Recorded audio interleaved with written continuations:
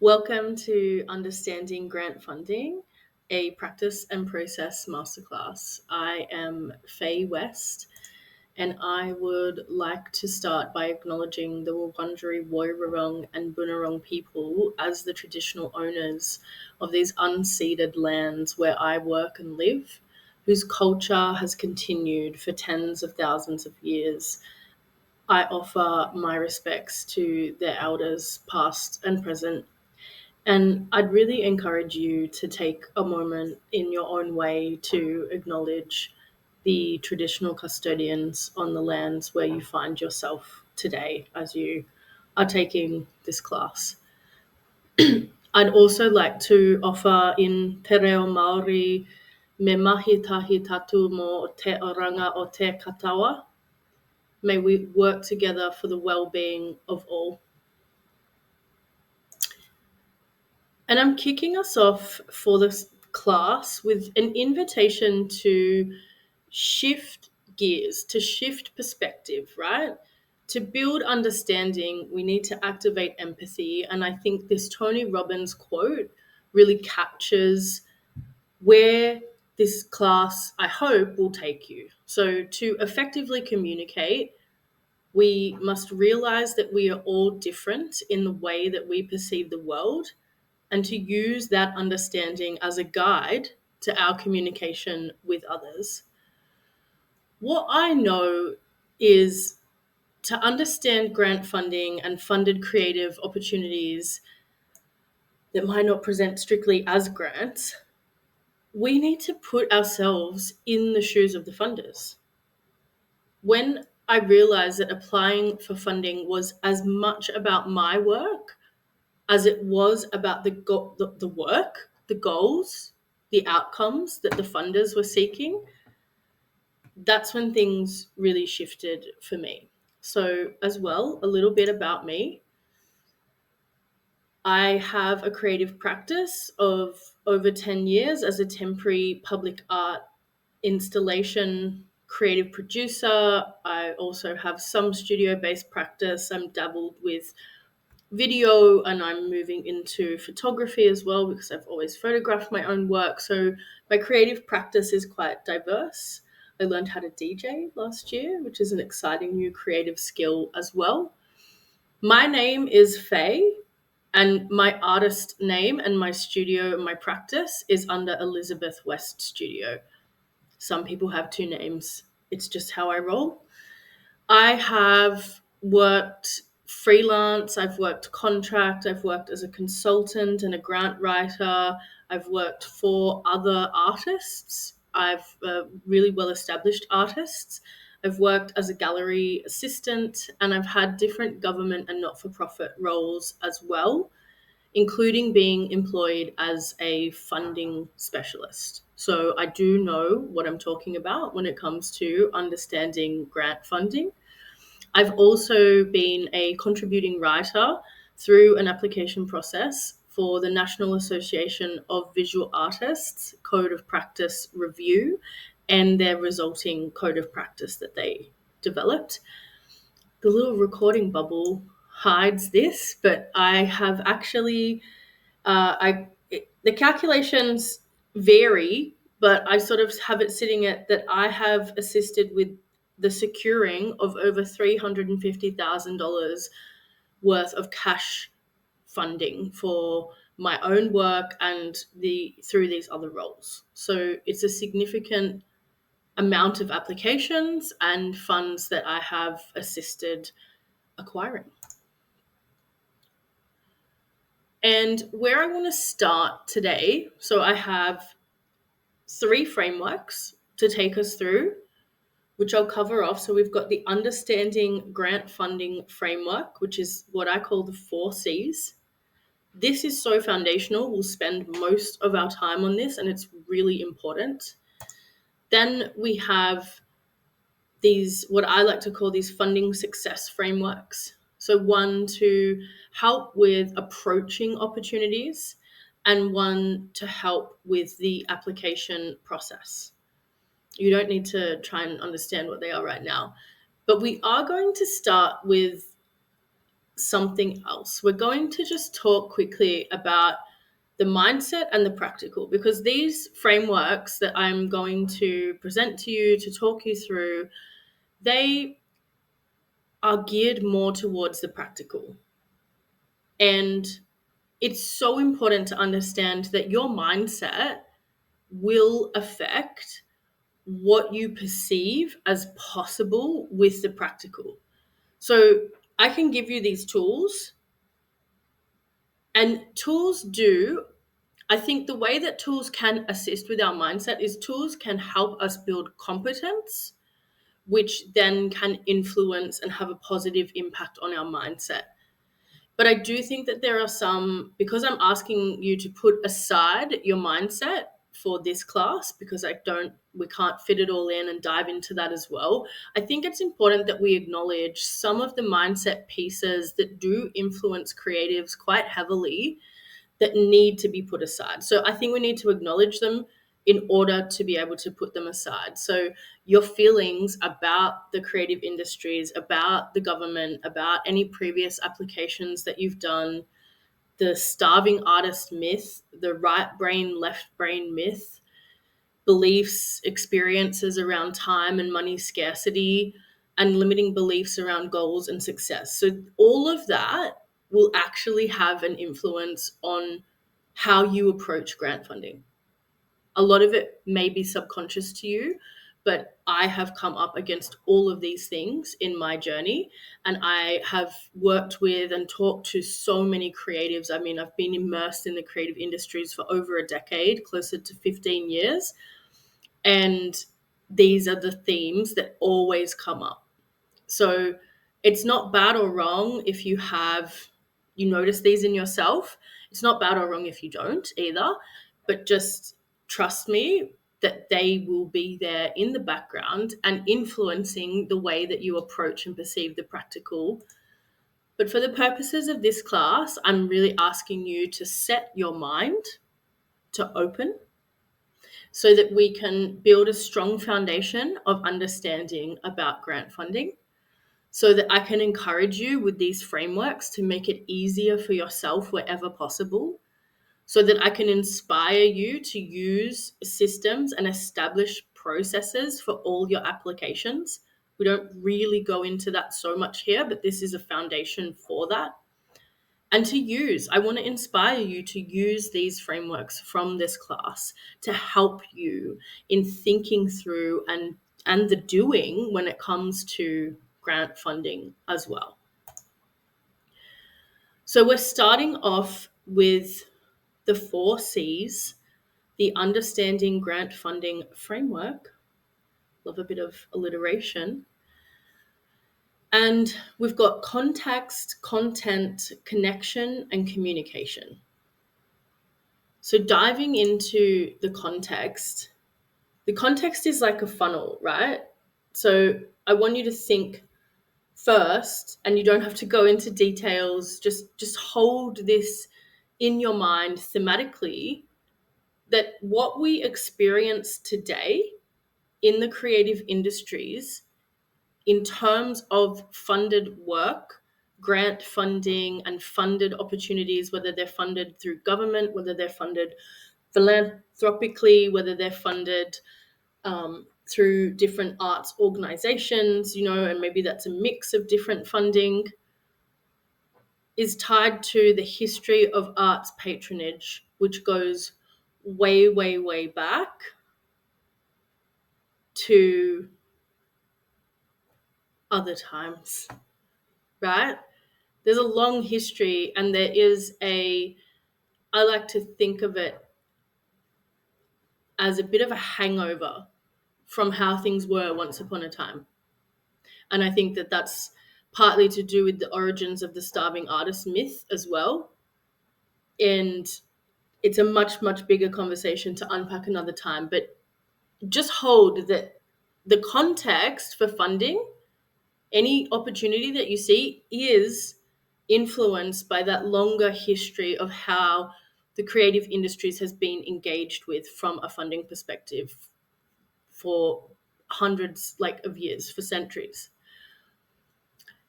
The second thing, and that's bringing us more into, specific opportunities that you might be looking at, that whole field of opportunities that are there.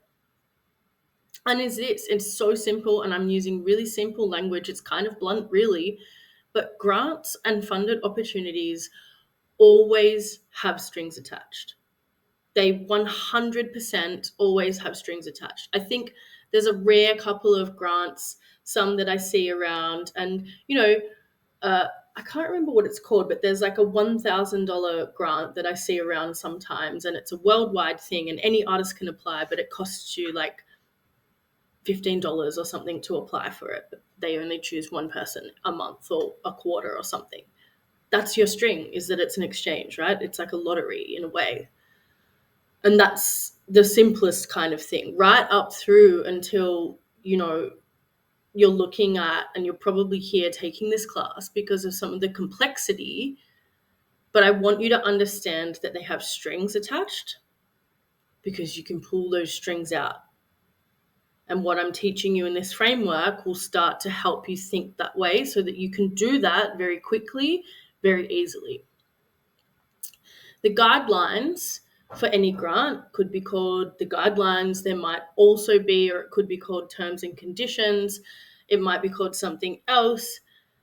They are your key point. Like, they are the go-to for setting out the strings.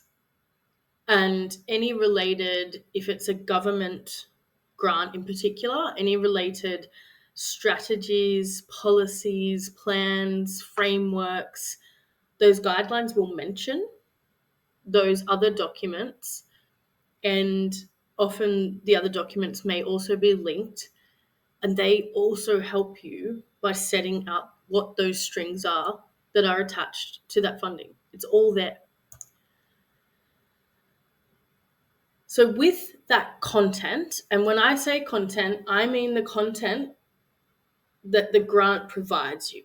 So we have the context, and the context, I guess there's a couple of things I've forgotten to say about the context. So the context is broad to start with. Understand it in the broader, bigger picture of that. Place your understanding in that space. And then when you're looking at the context, let's go back actually. So when you're looking at the context for any particular opportunity, understanding if it is a government opportunity, is it local government? Is it state government? Is it federal government? Is it something international? If it's international, what is it, government or private? Or is it arts industry? Like, where do the funds come from as well? And then when you can identify that, that can help you start to understand what some of those strings are. For context, government funding will always have checks and balances in place. It's public money. It's come from your taxes, likely. Like, a portion of that grant has come from taxes that you likely have paid at some point. So there has to be checks and balances. And I think that shifting the mindset, the perspective on that, is the gap that I see a lot of people in the creative industries needing to make. I truly believe that funders are starting to understand more what it's like, and the competitive nature and the complexity and the time that it takes, the time that is invested in developing applications. And I really think if there's one mindset tip and shift that I can give you, it's to stop blaming the funders for the complexity. Because when you're playing with public money, there has to be checks and balances in place, which is part of why it feels complicated at times. So the context matters, and the context is your foundation for your understanding. And we're going to go through content, connection, and communication, and start to bridge into a deeper understanding. Because at the end of the day, the really simple thing that you are trying to achieve when you're preparing any kind of grant funding application or a funded opportunity application is you're communicating about your work and how your work aligns with their goals. And I'm going to keep saying that throughout this class. So we'll move on to the content. And again, content is the content that the funder provides you, not your content that you're going to share with them. The content shows you the strings. So in the content, these 3 questions will help you to start pulling those strings out. You need to ask, what are the mediums, processes, and outputs that this opportunity supports? If you're a visual artist and it's like, they want some kind of musical output, if that's not a part of your practice in some way, or you can't bridge what you do into that, then this opportunity might not be for you. We'll get into with one of the funding success frameworks is about looking at that. But the information about the kind of output that they are seeking will be in there, and it is one of the strings. And another string is, what are the creative or curatorial themes that they've established for the opportunity? That could be called an artist brief, a creative brief. It could be called the themes. It might not be pulled out and titled that way. It may just be woven in and mentioned. So this is where I'm like, you're pulling on these threads and strings to pull out this information. And this is how to navigate the information and the complexity of the information. And the third one, and this is what I think really challenges people, and what I'd really encourage you to do practically to support this, is be guided by this question. What are the outcomes and impacts that they're seeking? It is there in black and white somewhere, and the outcome and impact that they are seeking is not to invest in your work. The outcome and the impact that they're seeking is something that is achieved by investing in your work. Your work is the pathway to the funder's outcomes and impacts that they desire for that opportunity. That's the switch. That's the big thing that made such a difference to my success and to the success of all of the opportunities that I've worked on, is ensuring that you are moving away from presenting your work and arguing for your work, and starting to frame your work and their investment in your work as the pathway for them to achieve their outcomes and impacts, which they will list in the content. You just have to pull at it to find that string sometimes. Because then you're going to take those strings and you're going to wrap your work up in them. And that's the connection. That's the point of connection. So, I'm literally taking the questions that we had for content and looking at them for connection. You don't have to write answers to this. These are more hypothetical questions. It could help you and serve you to make some notes towards this. That might bring up some feeling about the writing. That's also something that we're putting aside for this, because understanding grant funding is also understanding the different components. We'll touch on that slightly in one of the funding success frameworks. Connection, wrapping your work up in the string. So does what I do match what they're asking for? And do I have evidence of that? I don't like that word evidence. I probably could have chosen a better word there. But what I'm saying is, if they're asking, if it's an opportunity and they're wanting to support filmmakers and films, and you're a visual artist working with video art, is it the right context for you? How does what you're doing connect back to the context? And can you connect it strongly enough through what you can show them already to their content, to their strings? The second thing is the themes. Do your themes of your work and your practice match, or are you willing to adapt? And is the opportunity open to any kind of adaptation? Because it may specifically, I've seen a major increase. My work is positioned in the environmental space. My degree is in environmental art, and it's a growing space, and I'm seeing more and more opportunities that are specifically targeted for that.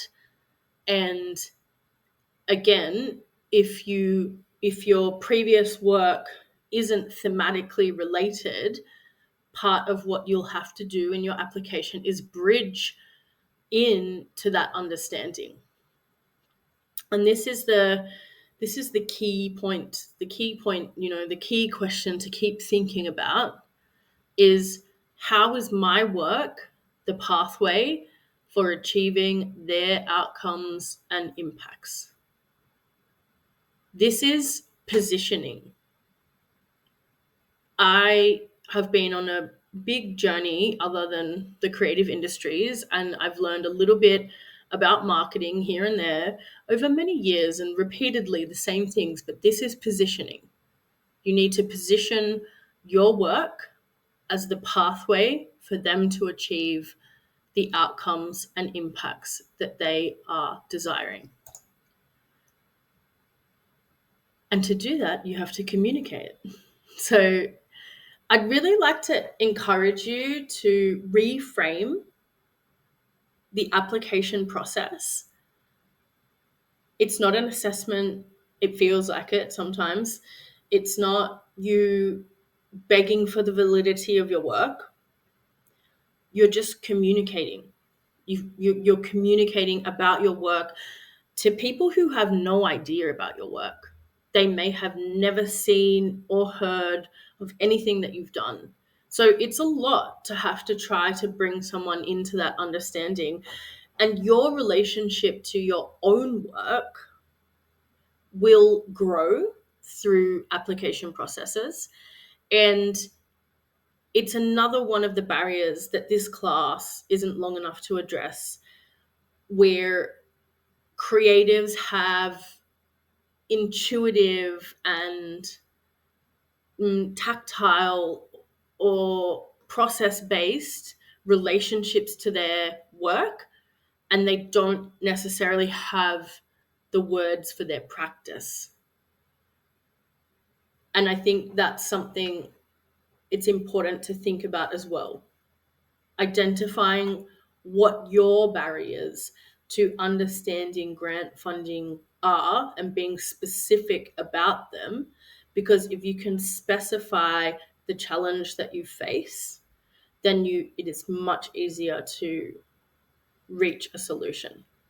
So I can't solve everything in this one class, but I can give you a strong foundation and some frameworks that will help you with thinking through your approaches and processes with grant funding and funded opportunities.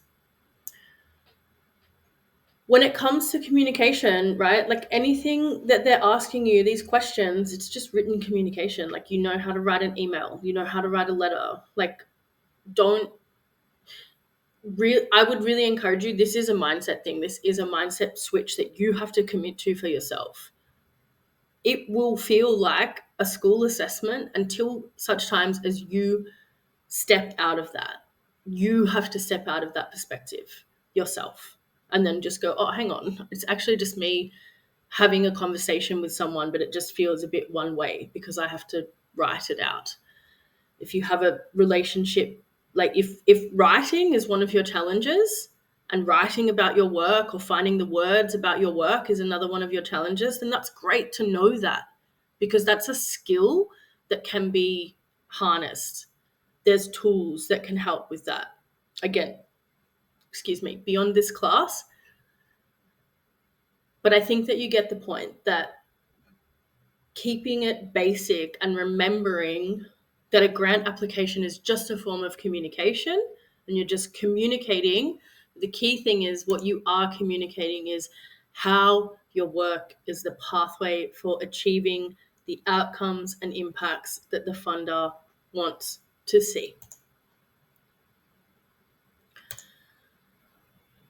So, to summarize, the 4 C's, the context is, where is it coming from? Where's the opportunity situated? Where is it coming from? I don't mean where in terms of a location, I mean it more broadly. The content, what do they want? Identify what is it that they want. And then the connection is, how can your work, your project, what you have to offer, give them what they want? And the communication is, how can you be clear about that point? It is a lot to take in because I'm asking you to, or it could be, it might not be, but it could be a lot to take in because I'm asking you to shift your perspective on things. I'm asking you to shift the way that you're thinking about things, because that is the foundation to understanding grant funding, is being willing to shift how you're perceiving it so that you can approach it in a clearer way. And if you approach it, if you go through these like they are steps, you will build a better understanding of the grant or the opportunity that you're applying for and how you can communicate for that. So we're going to dive into these funding success frameworks. I'm going to have some water. I'm not going to spend as long on these. Probably going to go for another 10 minutes or so. So there is these 2 funding success frameworks that I developed in reflection on what I was doing to help me be more efficient, effective, to just make it easier, to just make my life easier. Because grants also, this is like a really common thing that I hear from people, is that grants, blind is very noisy.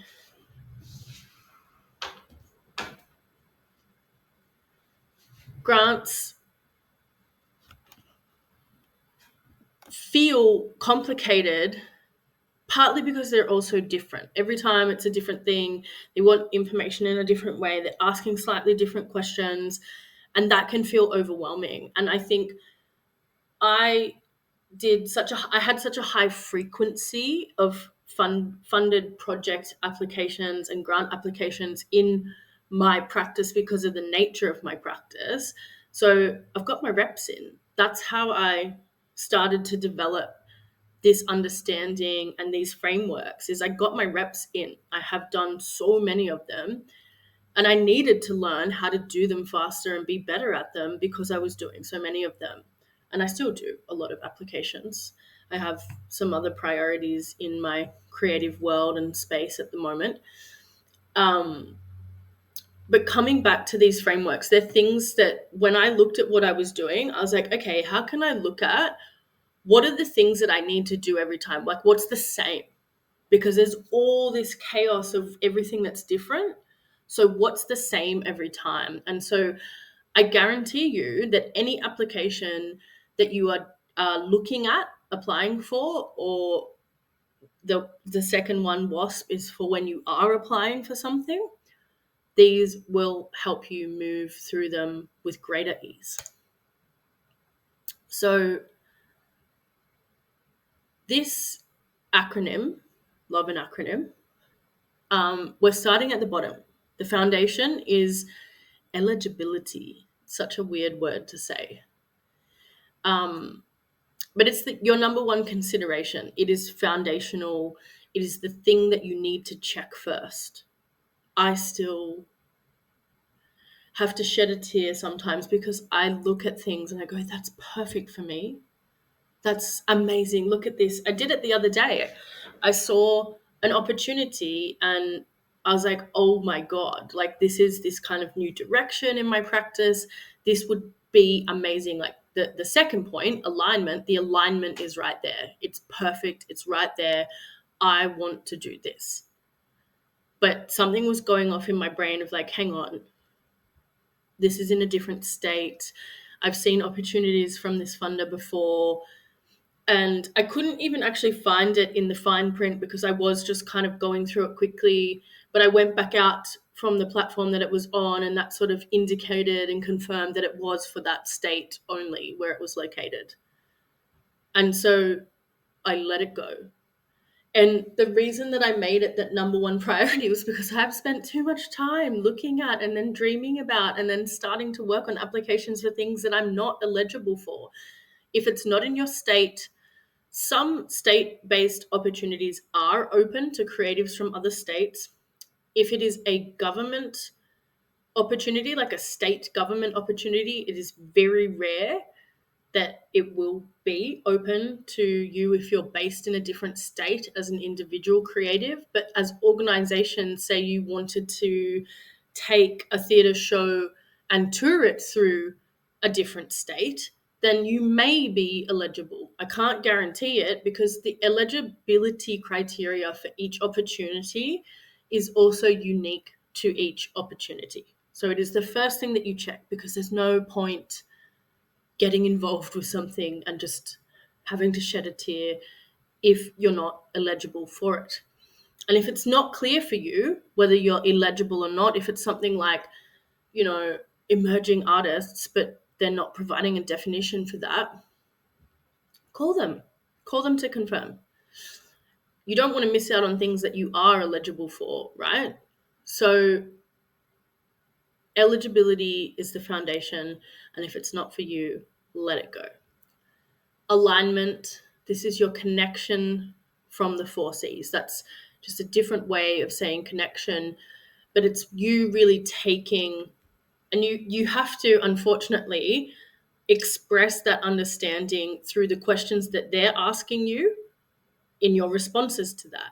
But the foundational piece of that understanding is, how is my work fulfilling their outcomes and impacts that they would like to achieve? That's your alignment. Timelines are your number two consideration. It doesn't really fit neatly into the acronym. There's a reason why, but it just is what it is. It's number two. Can you develop the application and deliver the project in the timelines that are there? And there's a bit of a dance here, right? Because scope is what you need to consider when it comes to timelines. Like if this is like you stretching your practice into a new space or scaling it up in some kind of way, and like, right, this is going to be like a 6-month long project, but you haven't worked that way before, you need to consider how that fits into your life. You also need to consider, coming just to the scope of the application. Grant applications are not small. Some of them, some funded opportunity applications can be a lot more simple than grant applications. Most grant applications are quite heavy lifting when it comes to developing an application. And I like to say this about the time, right? They're going to take the time that they take. And using frameworks, calibrating your mindset, building and expanding your understanding of grant funding will serve you in making things faster and easier so that it takes less time, because it did for me. So I can't guarantee that the next grant that you write is going to take you half the time that it took you previously. But again, it's kind of like the gym. You've got to get your reps in to see the benefits. Then there's the support materials. Support materials are really actually part of the scope, but they're kind of tacked on there. I just had scope, but then I found that no, actually what I do is that if I've looked at all of these, if I've looked at EATS, that extra S, that's my next step. I always check, like if I'm like, okay, right, I'm eligible. I can see this alignment that I can talk about.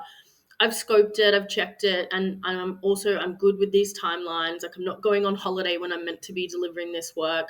It's not something that falls outside of the grant period, like that I've already got a festival booked in, but actually the grant period ends before that is there, so it does not applicable. Check your support material. That should be the first place. It's part of that scoping, because that's where you start to shape your understanding of, like, shit, I need to update my website, I need to make sure that video of this particular thing is on there, I might need to reach out to people for letters of support. They're the things that take up your time when it comes to your grant funding application, so you need to get them off the bank straight away. So getting into that, here, another part, and you will sort of have to do this first to check your support material. WASP is the funding success framework for when you're actually working on an application to see the platform. So most grants will be delivered through a platform like Smarty Grants, or what's the other one? Australia Council have a different, or they're called whatever they're called now. They have a different platform. That one can feel quite complicated. Look, platforms are like, it's like getting a new bank and being in online banking. It's all a bit weird. Or if you switch from Gmail to Outlook and you haven't used Outlook for years, or if you switch from PC to Mac, like, it's a different kind of digital space. Find your way around and understand that, like, you're not just going to land in there and get it and understand it. As much as funders have tried to set things up as simply as possible, some funders' use of one platform will be so much more simple than another's. So take your time to land in your platform, and really also flesh out if there's, like, weird hidden questions that if you tick yes to something, it opens up another written field. So you kind of almost have to do a dummy application, like go through the application. This is what I actually do, is I go through the application, I kind of put an X in any kind of box that is a question. I pull, like, copy and paste the questions out, but I tick all my yeses and nos and demographics and all these sorts of things that might be in there that could actually open up a different question for you. And then part of that is looking at your support material. Like I was saying at the end of the previous framework, I cannot stress enough, you do not want to be working at the last minute down to a deadline and then suddenly realize that you need to resize and rename a whole bunch of images. Don't lose a grant to that. I've done that. I've lost the submission of opportunities to things I really, really wanted because I couldn't resize the freaking PDF in time, because the computer just fucked out and it took too long.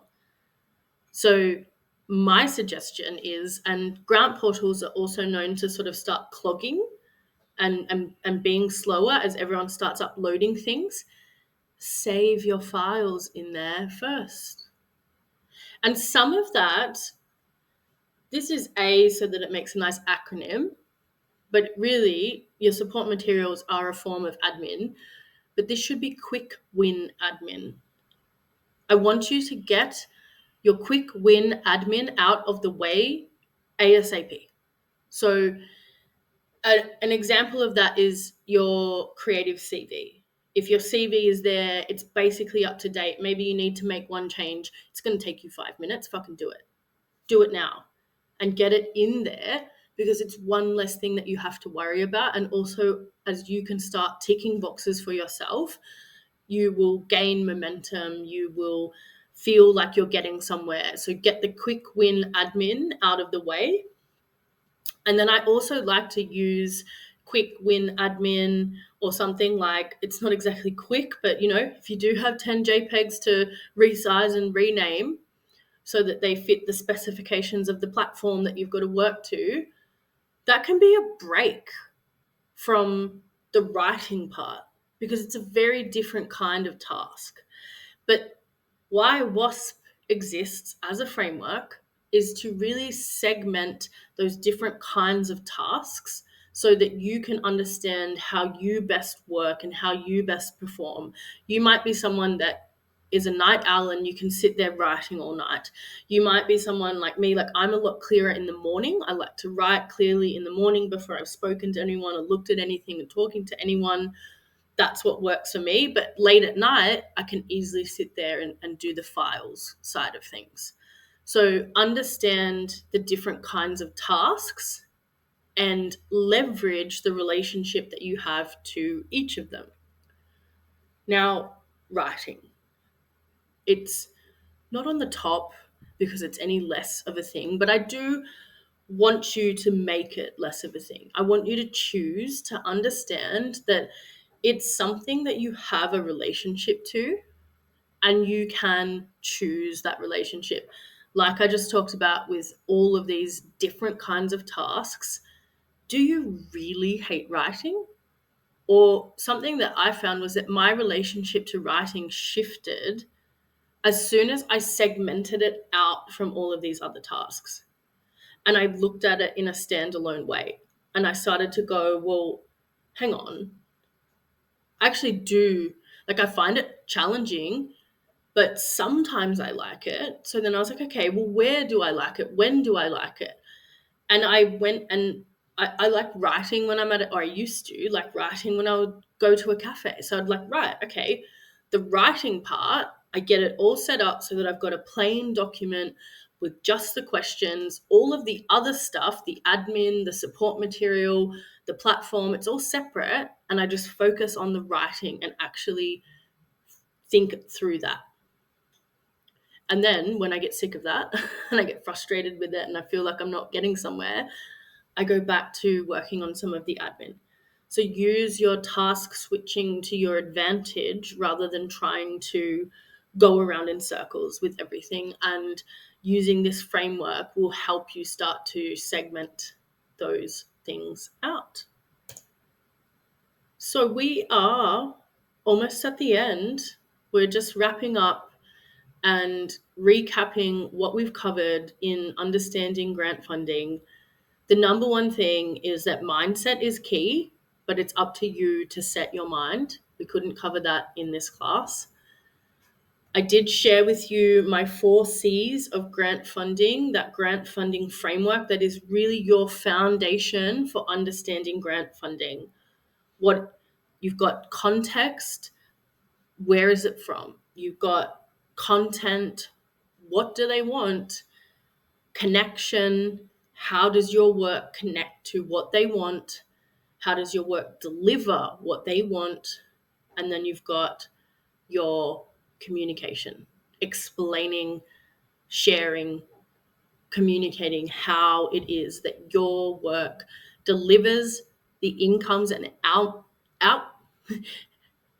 outcomes and impacts that the funder wants to see. And then you have the 2 funding success frameworks that I know that I kind of breezed through. They're not really checklists, but they are checklists in a way. They're tools for helping you think through the grant funding process and for any opportunity really when it comes to those last 2. So they're more like opportunity success frameworks, but I like the alliteration and it works in the context of this class. So if these things have been helpful for you, stay connected. Find me on Instagram at Practice and Process. Listen to the Practice and Process podcast. I am a next month's masterclass that will currently be like this one for free, is making applications easy. So we're kind of building on some of these, recapping on those frameworks as well. And then I'm developing a Get More Grants mini course that understanding grant funding. You could see this basically as like the first module for that you get to experience for free here. But the course will be an accessible price point for people. And I also offer one-to-one mentoring and coaching. There's a lot of value in the podcast. There's a lot of value in the Instagram. So this isn't a sales pitch. It's just letting you know that there's these possibilities on the horizon. And my biggest wish for you is for all the possible success in your grant funding and funded opportunities applications, and keep creating no matter what.